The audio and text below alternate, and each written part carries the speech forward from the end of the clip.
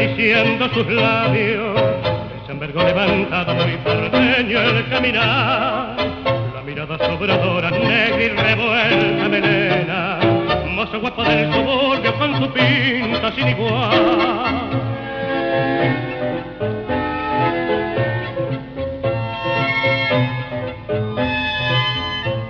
Campeón entre las cebetas por su verbo tan florido, terror entre los malevos por su puñal cimbriador, varón de los empedrados, conocido en los balcones, derecho sin vuelta de hoja, con alma de payador.